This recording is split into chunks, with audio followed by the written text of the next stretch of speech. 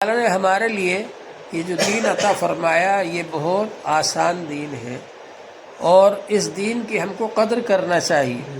اس کے اندر جو احکام دیے گئے بہت آسان ہے، اس پر ہر آدمی عمل کر سکتا ہے۔ اور پھر اللہ تبارک و تعالی نے صحت مندوں کے لیے، تندرستوں کے لیے الگ احکامات رکھے ہیں، اور اگر کوئی معذور ہے، کوئی بیمار ہے، کوئی سفر میں ہے تو اس کے لیے آسانیاں کر دی اللہ تعالیٰ نے، اور بھی زیادہ آسانی کر دی۔ تو یہ دین جو ہے اس تمام انسانوں کے لیے آیا ہے، جہاں بھی رہنے والے ہوں، جس علاقے کے ہوں، جس خاندان کے ہوں، سب لوگ اس پر عمل کر سکتے ہیں، اور یہ کامل اور مکمل ہے۔ انسان کی پیدائش سے لے کر موت تک اس میں احکام دیے گئے ہیں، اور کسی بھی چیز میں ہم کو دوسرے کا محتاج نہیں چھوڑا کہ ہم غیر لوگوں کی طرف دیکھیں، کون کیا عمل کر رہا ہے، کس کے پاس کون سی فیشن ہے، کس کے پاس کون سے رسم و رواج ہیں، اس کے مطابق ہم عمل کرنے کا سوچیں، اس کی ضرورت نہیں ہے۔ اس لیے کہ اللہ تعالیٰ نے ہم کو جو دین عطا فرمایا ہے یہ دین ہمارے لیے کامل اور مکمل ہے، اور تمام انسانوں کے لیے ہے۔ کوئی بھی انسان اس پر عمل کرنا چاہے تو وہ آسانی سے عمل کر سکتا ہے۔ انہوں نے ہم کو جو دین عطا فرمایا ہے یہ ناسخ ہے تمام دینوں کے لیے، یعنی جتنے بھی دین اس سے پہلے آئے تھے وہ سب منسوخ ہو گئے۔ اب اس پر عمل کرنے سے نجات نہیں ہوگی، نجات اسی وقت ہوگی جب دین اسلام پر عمل کریں گے۔ حضور پاک صلی اللہ علیہ وآلہ وسلم نے ارشاد فرمایا ہے، لو کان موسیٰ حیا لما وسعہ الا اتباعی، اگر موسیٰ علیہ السلام بھی زندہ ہوتے تو میرے اتباع کے سوا ان کے پاس چارہ کار نہ ہوتا، یعنی ان کو بھی میرا ہی اتباع کرنا پڑتا۔ تو حضرت موسیٰ علیہ السلام بھی اگر زندہ ہوتے تو حضور صلی اللہ علیہ وآلہ وسلم کے طریقے پر چلتے اور آپ کے پیچھے چلتے۔ حضرت عیسیٰ علیہ السلام جو آخر زمانے میں آئیں گے تو وہ اپنے دین کو نہیں پھیلائیں گے، اپنا دین قابل نہیں رہا کہ وہ عمل کر سکے، منسوخ ہو گیا۔ حضور پاک صلی اللہ علیہ وآلہ وسلم کے لائے ہوئے دین پر ہی وہ عمل کریں گے، حضور صلی اللہ علیہ وآلہ وسلم کے طریقے کے مطابق ہی وہ عمل کریں گے۔ تو اسی طرح سے ہم جس طرح سے دوسرے دین منسوخ ہو گئے، ایسے ہی کوئی دوسری تہذیب، کوئی دوسری فیشن، کوئی دوسرا طریقہ، کوئی دوسرے رسم و رواج کسی پر بھی عمل نہیں کر سکتے۔ مذہب اسلام ہی ایسا مذہب ہے کہ اس کے قاعدے قانون کو آپ مان سکتے ہیں، اس کے مطابق عمل کر سکتے ہیں، اس کے طریقے پر عمل کر سکتے ہیں، زندگی گزار سکتے ہیں۔ اور جو لوگ اسی دنیا میں رہ رہے ہیں، سائنسی زمانے کے اندر رہ رہے ہیں، اور انہوں نے اپنی فیشنیں ایجاد کی، فیشنیں نکالی انہوں نے، اور اس کے مطابق عمل کیا، لیکن نظر آیا کہ سماج کو اس سے نقصان ہو رہا ہے، انسان کی صحت کو نقصان ہو رہا ہے۔ وہ فیشنوں پر عمل کرنے کی وجہ سے جن لوگوں نے بے حیائی پھیلائی، بدعمالیاں پھیلائیں، بدکاریاں پھیلائیں، برائیاں پھیلائیں، آج وہاں نظر آ رہا ہے کہ بہت سی ایسی بیماریاں پیدا ہو گئی جو لا علاج بیماریاں ہیں۔ تو معلوم ہوا کہ جو طریقے انہوں نے جاری کیے اس کی وجہ سے انسان کو اس کی صحت میں، تندرستی میں، زندگی میں اور سماج میں نقصان ہو رہا ہے۔ پریکٹیکل طریقے پر ان کا جو منصوبہ تھا، فارمولہ تھا، وہ فیل ہو گیا۔ لیکن مذہب اسلام ایسا مذہب ہے کہ اس پر عمل کر کے صحابہ کرام نے کامیابی حاصل کی، اور اس کے مطابق زندگی بنا کر کامیابی حاصل کی، دنیا کے اندر بھی اور آخرت میں بھی کامیابی ملے گی۔ تو مذہب اسلام یہ کامل اور مکمل مذہب ہے۔ اس لیے دور حاضر کے اندر سائنسداں ریسرچ کر کے، تحقیقات کر کے، ایک ایک آیت کے بارے میں، ایک ایک حدیث کے بارے میں، ایک ایک سنت کے بارے میں، اس سے انسان کو کیا فائدہ ہے اور اس پر عمل نہ کرنے سے کیا نقصانات ہیں، ریسرچ کر کے اسلام قبول کر رہے ہیں بڑے بڑے سائنسداں دور حاضر کے۔ اور ہم لوگوں کا یہ حال ہے کہ ہمارے پاس رسمی طور پر وراثت کے اندر دین مل گیا، موروثی دین مل گیا، تو ہم اس کی قدر نہیں کرتے، اس پر عمل نہیں کرتے، اور دوسروں کی طرف دیکھتے رہتے ہیں، ان کی کیا تہذیب ہے، ان کی کیا فیشن ہے، ان کے کیا طریقے ہیں۔ تو اس کا ہم کو خیال رکھنا چاہیے۔ دوسرے یہ کہ آدمی جو بھی کام کرے وہ اللہ کے لیے کرے، اللہ کا حکم مان کر کسی کام کو کرنا، یہ ہے اللہ کا تقوی، اور جس چیز سے اللہ تعالیٰ نے منع فرما دیا اس سے بچنا، یہ ہے اللہ کا تقوی۔ اللہ کی اطاعت کیا ہے؟ کہ اللہ کے حکم کو مان کر کے کریں، کہ اللہ کا حکم ہے ہمیں یہ کام کرنا ہے۔ ایک آدمی کو ڈاکٹر نے کہا کہ تم دن بھر بھوکے رہنا تب تمہاری بیماری صحیح ہوگی۔ وہ بیچارہ بھوکا رہ رہا ہے، تو اس کے دن بھر بھوکا رہنے سے اس کو روزے کا ثواب نہیں ملے گا، اس لیے کہ وہ اللہ کے لیے بھوکا نہیں رہ رہا، بلکہ وہ ڈاکٹر کے کہنے سے اپنی بیماری کو ٹھیک کرنے کے لیے بھوکا رہ رہا ہے۔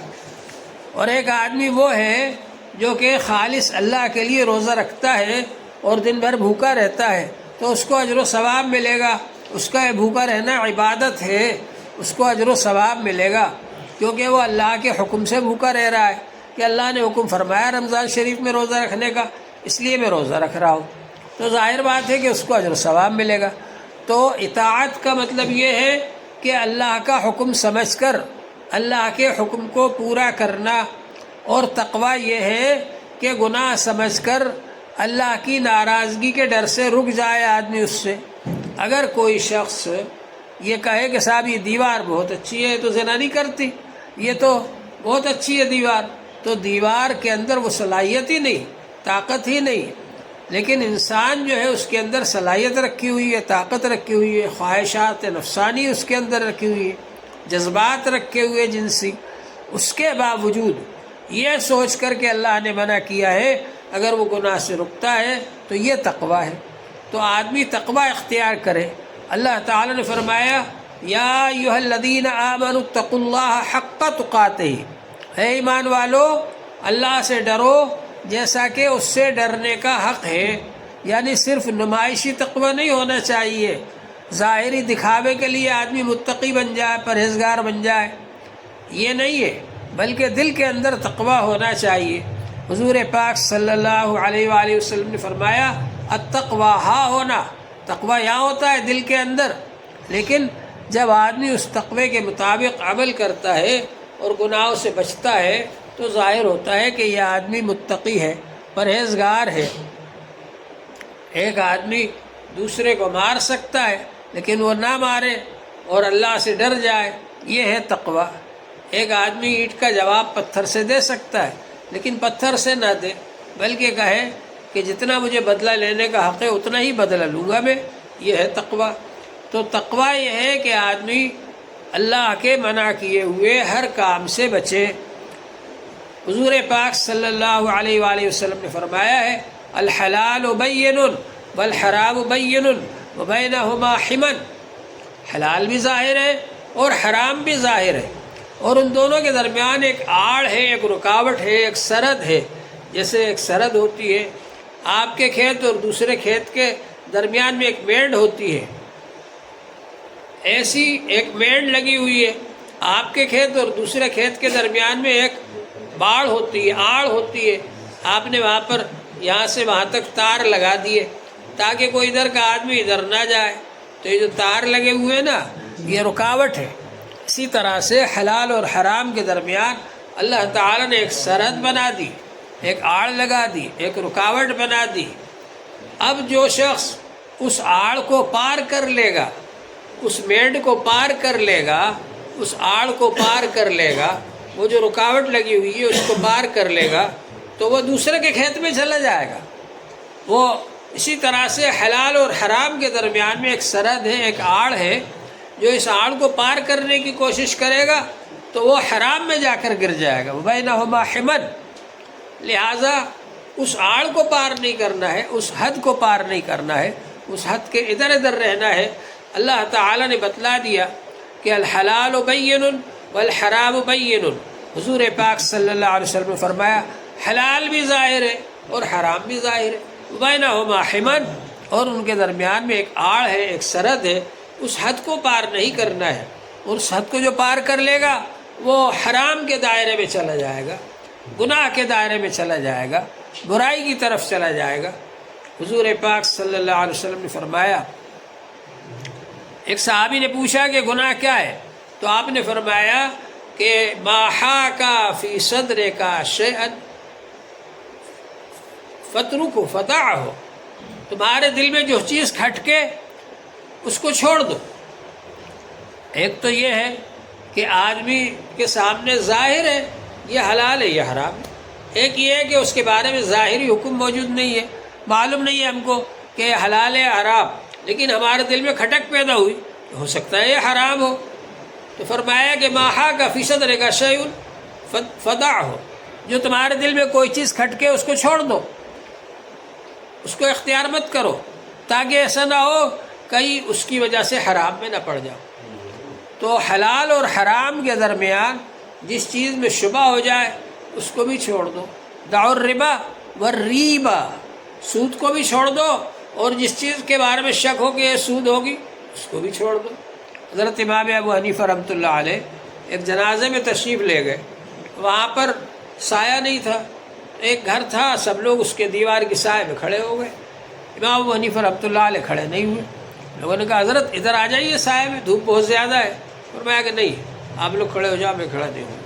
بعد میں لوگوں نے پوچھا کیا بات ہے، تو انہوں نے فرمایا کہ یہ جو ہے دیوار والا مکان والا اس نے مجھ سے قرض لے رکھا ہے، اور کہیں ایسا نہ ہو کہ میں اس کی دیوار کے سائے میں کھڑا ہو جاؤں تو اس کی چیز سے فائدہ حاصل کرنا یہ بھی سود میں شمار نہ ہو جائے، تو اتنا زیادہ بچتے تھے شک والی چیز سے بھی کہ جس کے حلال اور حرام ہونے میں شک ہو اس کو بھی چھوڑ دو۔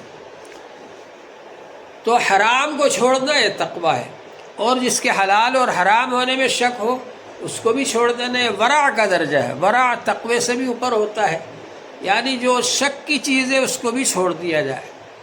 تو اللہ جل شانہ نے فرمایا کہ یا ایھا الذین آمنوا اتقوا اللہ حق تقاتہ، اے ایمان والو اللہ سے ڈرو جیسا کہ اللہ سے ڈرنے کا حق ہے، یعنی صرف نمائشی تقوی نہ ہو، صرف ڈھونگ نہ ہو تقوی کا کہ ہم بڑے متقی پرہیزگار ہیں، ہم تو ایسے ویسے چنی ہے چنا ہے، صرف ڈھونگ نہ ہو بلکہ حقیقت میں اللہ سے ڈرنے والے ہو۔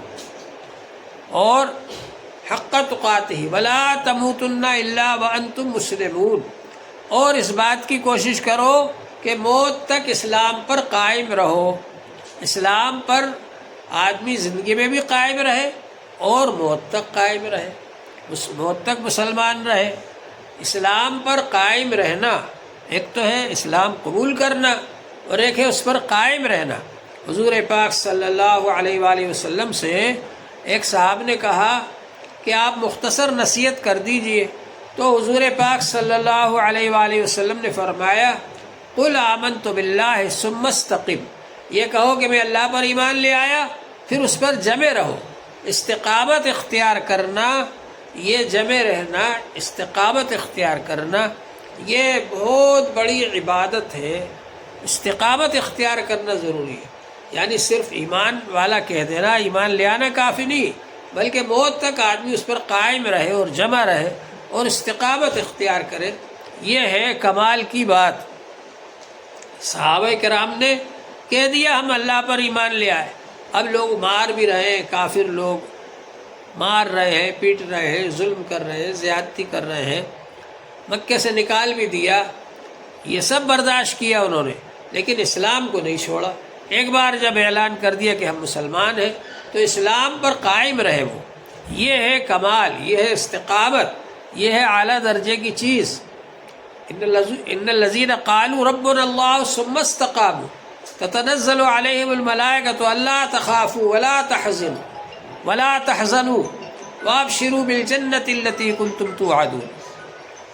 جن لوگوں نے کہا ہم ایمان لے آئے اور اس پر جمے رہے، فرشتے ان کے پاس آتے خوشخبری دینے کے لیے کہ تم کو کوئی ڈر نہیں، کوئی خوف نہیں، کوئی رنج نہیں، اور اللہ تعالی کی طرف سے مغفرت کا وعدہ ہے اور جنت ہے تمہارے لیے، یہ خوشخبری دینے کے لیے فرشتے آتے۔ تو استقامت جو ہے، جمع رہنا، یہ بہت بڑی چیز ہے۔ اللہ تعالی نے فرمایا وَاسْتَقِمْ كَمَا أُمِرْتَ، آپ کو جس چیز کا حکم دیا گیا آپ اس پر جمے رہیے۔ حضور صلی اللہ علیہ وآلہ وسلم فرماتے شیبتنی ہود، سورہ ہود نے مجھے بوڑھا کر دیا، اس لیے کہ سورہ ہود میں یہ آیت آئی ہے وَاسْتَقِمْ كَمَا أُمِرْتَ، آپ کو جیسا حکم دیا گیا اس پر جمے رہیے آپ۔ تو استقامت جو ہے ایسی چیز ہے کہ اس کی فکر ہونا چاہیے کہ ہم استقامت کے ساتھ میں اپنے دین پر جمے رہیں، مضبوطی کے ساتھ میں دین پر قائم رہیں، دین میں ڈگمگ نہ ہو، ادھر ادھر نہ ہو، مذبذب نہ ہو۔ لا الہ ہؤلاء منافقوں کا یہ کام تھا، نہ ادھر کے نہ ادھر کے، ادھر گئے ادھر جیسی بات کر دی، ادھر گئے ادھر جیسی بات کر دی۔ اور جو ایمان والے تھے مخلص، وہ ایک ہی بات کرتے تھے کہ ہم تو حضور صلی اللہ علیہ وسلم کے ساتھ ہیں، ہم تو ایمان لے آئے، تو اس لیے ان کی پٹائی ہوتی تھی۔ تو بہرحال اللہ جل شانہ نے ہم کو حکم فرمایا کہ تقوی اختیار کرو جیسا کہ اس کا حق ہے، اور یہ فرمایا کہ ایمان پر قائم رہو، اسلام پر قائم رہو موت تک، اور موت کے آنے کا وقت کسی کو پتہ نہیں، اس لیے ہر وقت آدمی اس کی فکر کرے کہ میں ایمان پر قائم رہوں، اسلام پر قائم رہوں۔ اس کے لیے بڑے بڑے بزرگوں کا یہ حال تھا کہ دعا کرتے رہتے تھے کہ اللہ تعالیٰ ایمان پر خاتمہ فرمائیے گا، دعا کرتے رہتے تھے کہ اللہ تعالیٰ ہم کو استقامت عطا فرمائیے، ایمان پر جمائے رکھیے۔ ہر وقت آدمی ایمان پر جمع رہے، یہ بہت بڑے کمال کی بات ہے کہ کسی بھی وقت ایمان کو اپنے ہاتھ سے نہ چھوڑے، اسلام کو اپنے ہاتھ سے نہ چھوڑے، ہر وقت اس کو دل و جان سے لگائے رکھے، یہ سوچے کہ چاہے جان نکل جائے، چاہے جان قربان ہو جائے، لیکن دین اسلام کو مضبوطی سے پکڑنا ہے۔ دین اسلام کے لیے ہمارے بزرگوں نے کیا کیا قربانیاں دی، ان قربانیوں کو یاد رکھے اور دین اسلام پر مضبوطی سے قائم رہے، استقامت اختیار کرے۔ اور یہ کب ہوگا؟ جب کہ ہمارے دل میں اللہ تعالیٰ کی محبت پیدا ہوگی، اللہ تبارک و تعالیٰ سے تعلق قائم ہوگا، اور اللہ کی محبت پیدا ہوتی ہے ذکر الہی سے۔ جب اللہ کا ذکر کریں گے تو اللہ کی محبت پیدا ہوگی، اور اللہ کی محبت جب دل میں آ جائے گی تو آپ کے لیے استقامت اختیار کرنا آسان ہو جائے گا، آپ کے لیے تقوی اختیار کرنا آسان ہو جائے گا، اللہ سے ڈرنا، اللہ کا خوف دل میں آنا، اور اللہ کے حکموں کو پورا کرنا، اور اللہ سے ڈر کر، اللہ کی ناراضگی سے ڈر کر گناہوں سے بچنا، یہ سب آسان ہو جائے گا۔ اللہ تعالیٰ کی محبت اگر دل میں آ گئی تو، اور اللہ کی محبت آئے گی اللہ کے ذکر سے۔ اللہ کا ذکر جتنا زیادہ کریں گے اتنا ہی اللہ تعالیٰ کی محبت آئے گی۔ تو یہ جو ذکر بتلایا جاتا ہے اس کا اہتمام کرنا چاہیے۔ یہ ہماری جو مجلسیں ہوتی ہیں ذکر کی، یہ اس لیے ہوتی ہے تاکہ ہم کو ذکر کی اہمیت معلوم ہو، اور ذکر سے ہمارا تعلق جڑ جائے۔ ذکر کے ذریعے سے اللہ جل شانہ سے تعلق جڑتا ہے، اللہ تبارک و تعالیٰ سے تعلق جوڑنا بہت آسان ہے، اور دین میں سب سے زیادہ آسان جو ہے ذکر کے ذریعے اللہ تعالیٰ سے تعلق جوڑتا ہے۔ اس لیے اللہ نے دین میں ذکر کو بہت آسان کر دیا، سب سے زیادہ آسان کر دیا۔ آپ کوئی نماز پڑھنا چاہیں، آپ کو غسل کرنا ہوگا، وضو کرنا ہوگا، اس کے بعد آپ کی نماز ہوگی، ایسے نماز نہیں ہوگی۔ اگر کوئی آدمی قرآن پاک کی تلاوت کرنا چاہے، قرآن پاک کو ہاتھ میں لے کر پڑھنا چاہ رہے ہیں، تو غسل کرنا ہوگا، وضو کرنا ہوگا۔ اور اگر آپ کو اللہ کا ذکر کرنا ہے، قرآن پاک جو آدمی بغیر ہاتھ میں لیے پڑھے وہ بغیر وضو کے بھی پڑھ سکتا ہے۔ ہاں، غسل تو اگر فرض ہے تو غسل تو کرنا پڑے گا، لیکن وضو نہیں کیا، زبانی قرآن پاک پڑھ رہے، پڑھ سکتے۔ لیکن ایک وہ آدمی ہے جو کہ اللہ کا ذکر کرنا چاہ رہا ہے، کلمہ طیبہ پڑھنا چاہ رہا ہے، لا الہ الا اللہ محمد رسول اللہ، دوسرا کلمہ پڑھنا چاہ رہا ہے، تیسرا کلمہ پڑھنا چاہ رہا ہے، چوتھا کلمہ پڑھنا چاہ رہا ہے، استغفار پڑھنا چاہ رہا ہے، درود شریف پڑھنا چاہ رہا ہے، تو اگر وہ بغیر وضو کی بھی ہے تب بھی یہ ذکر کر سکتا ہے۔ اگر غسل نہیں کیا ہے تب بھی قرآن پاک کی آیت تو نہیں پڑھ سکتے، لیکن اللہ کا ذکر کر سکتے ہیں، درود شریف پڑھ سکتے ہیں، کلمہ طیبہ پڑھ سکتے ہیں، اور استغفار پڑھ سکتے ہیں۔ تو اللہ نے ذکر کو اتنا آسان کر دیا کہ آپ ہر حال میں اللہ کا ذکر کر لیں۔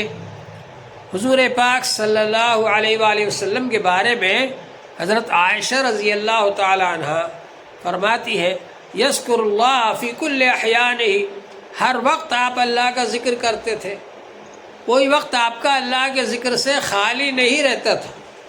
تو ہر وقت آپ اللہ کا ذکر کر سکتے ہیں۔ اور اللہ تعالیٰ نے قرآن پاک میں ان بندوں کی تعریف فرمائی جن بندوں کا حال یہ تھا یذکرون اللہ قیاما وقعودا وعلی جنوبہم، کھڑے کھڑے، بیٹھے بیٹھے، لیٹے لیٹے، ہر وقت اللہ کا ذکر کرتے ہیں۔ تو ذکر الہی اتنا آسان کر دیا اللہ تعالیٰ نے، کیونکہ یہ ذکر بہت زیادہ ضروری ہے۔ جس طرح سے سانس لینا ضروری ہے، آدمی بغیر سانس لیے زندہ نہیں رہ سکتا۔ آپ نے سنا ہوگا کہ لاک ڈاؤن کے ٹائم میں، کووڈ کے ٹائم میں بہت سے لوگوں کو سانس لینے کے لیے آکسیجن نہیں ملا، اس کی وجہ سے بھی کئی لوگ انتقال کر گئے کیونکہ آکسیجن نہیں ملا۔ تو جس طرح سے آکسیجن اور ہوا کا ملنا ضروری ہے سانس لینے کے لیے، اور اس کے بغیر آدمی زندہ نہیں رہتا، اس طرح سے انسان کی روحانی زندگی کے لیے ذکر الہی ضروری ہے۔ ذکر الہی کیے بغیر انسان کی روحانی زندگی باقی نہیں رہ سکتی۔ فرمایا حضور پاک صلی اللہ علیہ وآلہ وسلم نے، مثل الذی یذکر ربہ والذی لا یذکر مثل الحی والمیت، اس شخص کی مثال جو اللہ کو یاد کرتا ہے اور جو اللہ کو یاد نہیں کرتا، زندہ اور مردہ جیسی ہے۔ اللہ کو یاد کرنے والا زندہ ہے اور جو اللہ کو یاد نہیں کرتا وہ مردہ ہے۔ ایک صاحب ایک بزرگ کے پاس جا رہے تھے، راستے میں ایک جگہ قیام کیا، رات ہو گئی، خواب دیکھا کہ ان بزرگ کا تو انتقال ہو گیا۔ تو ان کو بڑا افسوس ہوا کہ میں ان سے ملنے کے لیے جا رہا تھا، ان کا تو انتقال ہو گیا۔ پھر دوسرے دن یہ سوچا کہ چلو اب اگر وہ نہیں بھی ہے تو ان کے شاگرد وغیرہ تو ہوں گے، ان سے ہی مل کر آ جائیں گے۔ گئے تو دیکھا وہاں پر تو بزرگ زندہ ہے، حیات ہے۔ تو وہ بزرگ کے پاس جب گئے تو ان سے کہا کہ حضرت میں نے تو آپ کے بارے میں رات میں یہ خواب دیکھا کہ آپ کا انتقال ہو گیا۔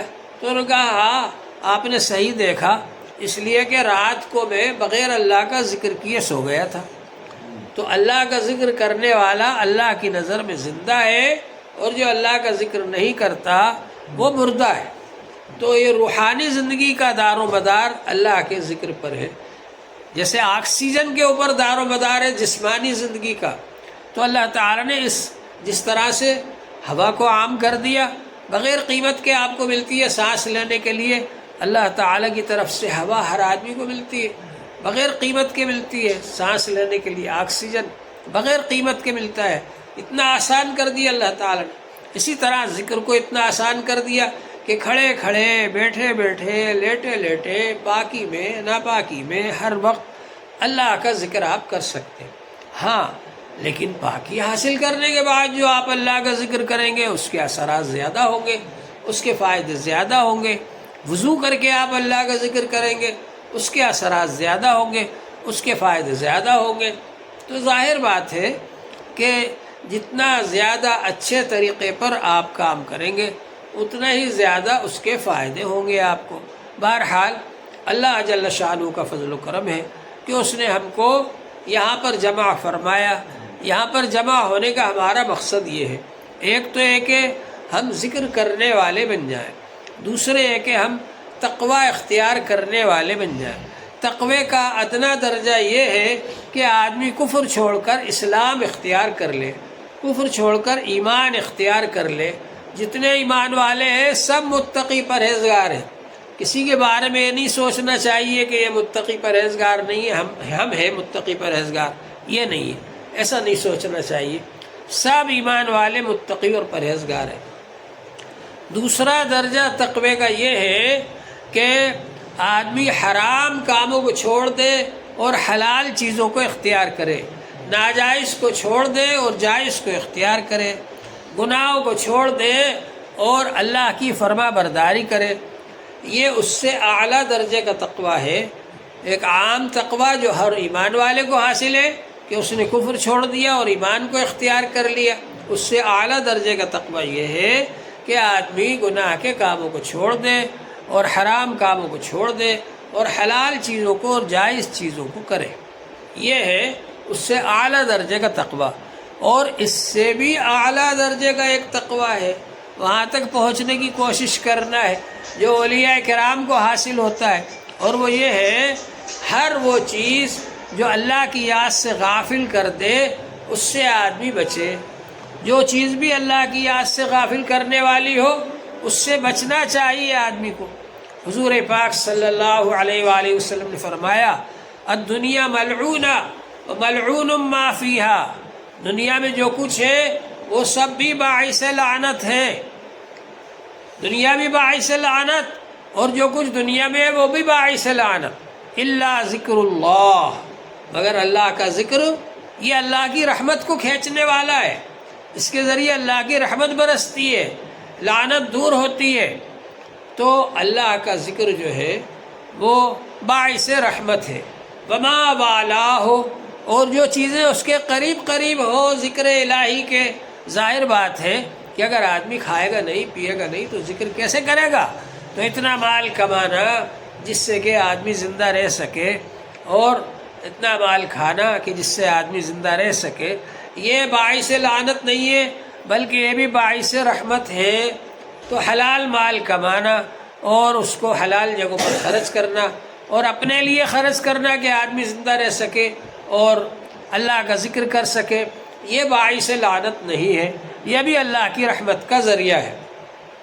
وما والا وعالم او متعلم، اور عالم اور طالب علم یہ بھی اللہ کی رحمت کو کھینچنے والے ہیں، ان پر بھی اللہ کی رحمت ہوتی رہتی ہے۔ تو معلوم یہ ہوا کہ اللہ کے ذکر میں جو چیزیں مددگار ہوں وہ بھی باعث لعنت نہیں ہے بلکہ باعث رحمت ہے۔ تو اللہ کا ذکر جو ہے وہ ایسی چیز ہے کہ اس کے ذریعے سے انسان پر اللہ کی رحمت آتی ہے اور انسان اللہ کی لعنت سے دور ہو جاتا ہے۔ تو ذکر بہت قیمتی چیز ہے، ذکر ہم کرتے رہیں اللہ کی رحمت ہمارے اوپر آئے گی، اور جو گناہوں کے کام ہیں ان سے بچے۔ تو یہ دو کام ہم کو سیکھنا ہے، ایک تو ہے تقویٰ، تقویٰ بھی سیکھنے کی چیز ہے کہ آدمی گناہوں سے کس طرح سے بچے۔ جب آدمی کو پریکٹس ہو جاتی ہے تب وہ گناہوں سے بچ پاتا ہے، ورنہ آدمی بچ نہیں پاتا، اس لیے کہ شیطان بھی اس کے پیچھے لگا ہوا ہے اور نفس بھی اس کو دھوکہ دیتا رہتا ہے۔ شیطان ایک بار ایک آدمی کو ملا، وہ بہت کمزور ہو رہا تھا، بہت پریشان حال تھا، بال بکھرے ہوئے ہیں، کمزور ہو رہا ہے، دبلا ہو رہا ہے، میلا کچیلا ہے، بہت دن سے کھایا پیا نہیں، بہت دن سے کپڑے نہیں بدلے۔ جی تو اس آدمی نے پوچھا کیوں خواہ کیا حال ہو رہا ہے تمہارا یہ؟ تو وہ کہنے لگا ارے وہ فلاں مسجد میں جو لوگ بیٹھے ہوئے نا ان لوگوں نے میرا یہ حال کر دیا ہے، ان کی وجہ سے میں پریشان ہو رہا ہوں۔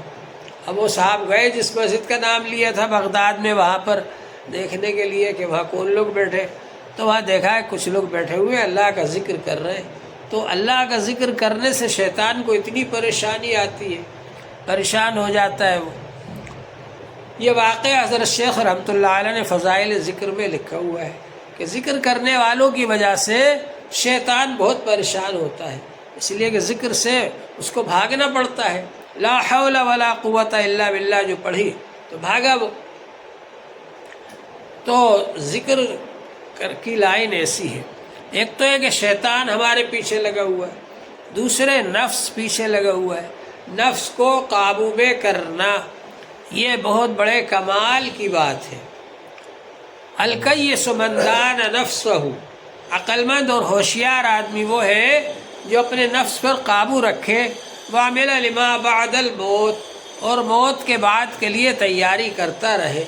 یہ ہے آج آدمی زبان کے چٹخارے کے لیے، زبان کے مزے کے لیے کیا کیا کام کرتا ہے، اور اسی طرح سے خواہشات کے لیے آدمی کیا کیا کام کرتا ہے۔ حضور پاک صلی اللہ علیہ وآلہ وسلم نے فرمایا من یضمر لی ما بین لحییہ وما بین رجلیہ اضمن لہ الجنہ، جو آدمی مجھے گارنٹی دے دے اس بات کی کہ جو زبان ہے نا، دو جبڑوں کے درمیان میں زبان ہے، اس کی گارنٹی دے دے کہ اس سے حرام نہیں کھائے گا، اس سے غلط بات نہیں بولے گا، جھوٹ نہیں بولے گا، غیبت نہیں کرے گا، بہتان نہیں لگائے گا اور حرام مال نہیں کھائے گا، اس بات کی گارنٹی دے دے۔ اور جو دونوں ٹانگوں کے درمیان ہے یعنی شرم گاہ، اس کی گارنٹی دے دے کہ اس سے کوئی گناہ نہیں کرے گا، ان دو چیزوں کی جو گارنٹی دے دے، ضمانت دے دے مجھ کو، اضمن لہ الجنہ، میں اس کو جنت کی ضمانت دیتا ہوں۔ جنت کی گارنٹی دیتا ہوں کہ وہ جنت میں ضرور جائے گا۔ تو یہ دونوں چیزیں ایسی ہیں کہ زیادہ تر گناہ ان سے ہی ہوتے ہیں۔ ویسے ہاتھ سے بھی گناہ ہوتے ہیں، ہاتھ سے کسی کو مار دیا، ہاتھ سے کسی کی چوری کر لی، ہاتھ سے بھی گناہ ہوتے ہیں، لیکن زیادہ تر گناہ ان دونوں سے ہوتے ہیں، اس لیے ان دونوں کا ذکر فرمایا خاص طور پر۔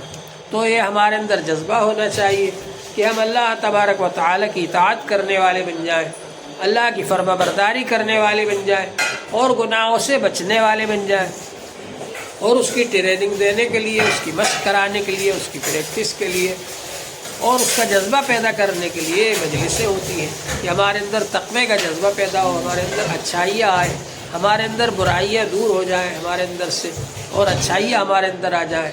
اللہ جل شانہ ہم سب کو اس کی توفیق عطا فرمائے۔ وآخر دعوانا الحمد للہ۔